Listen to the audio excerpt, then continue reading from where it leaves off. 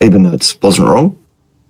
I was talking to a physicist a few days ago, a week ago, whatever it was, and we were talking about something completely other. And then at the very end of the conversation, I said, seeing as you're a physicist, let me throw this at you and see if you can trip me up on any of this.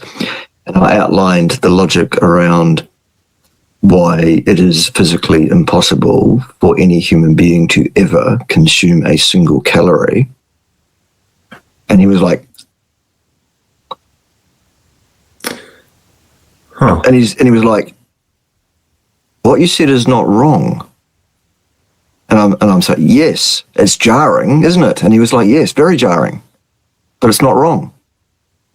And I think that's, good fun. It was. I always like tripping up physicists. I like to. I need to read up on that more. I'm not too. People have a lot of crazy takes about calories, but I generally think that like energy rules, the energy law kind of still applies, but it's hard because what you eat also determines what you store and how much you burn. So it's not like a clear like in and out.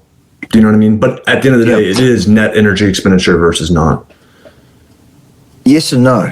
Because at the end of the day, if I throw a couple of questions at you there, we can get back to your questions, of course. I just thought this is just an interesting thread, so let's go there. There's a couple of things I can throw at you, or at any person, not you specifically. I could say, okay, great. If this is all about energy, there are two things I would need you to explain. Number one, there's been quite a bit of work done. I'd have to look it up to find the actual reference for you, but I could. There is a group of researchers that have suggested, with pretty good evidence, that the total capacity of the human system to produce ATP does not produce anywhere near enough ATP to provide for the energetic requirements of cell function.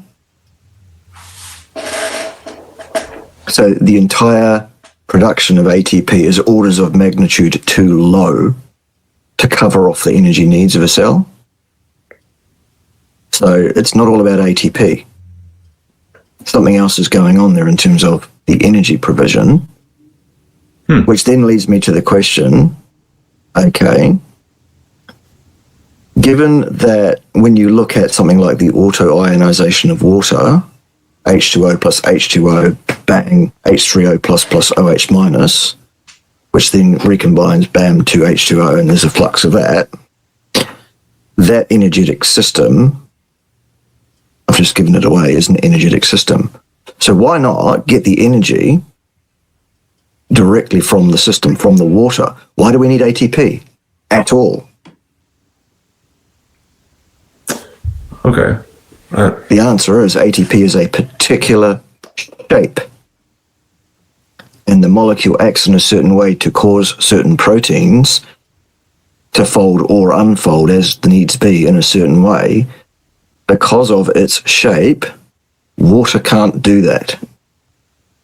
So now we've uncoupled the driving of metabolic energetics, so-called, from ATP.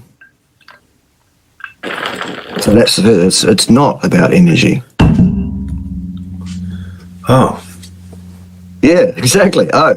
So hormones and metabolic machinery, not activating the Randle cycle, having a good glucagon insulin ratio, low fasting insulin, these are all better indicators or better like ways to, stay lean than trying to just exert a lot of energy. At the end of the day, one's body composition, ergo one's body weight to some degree, is a function of MIMO. You've heard CICO, calories in, calories out. That's nonsense. Why is that nonsense? Because when you put the correct numbers into that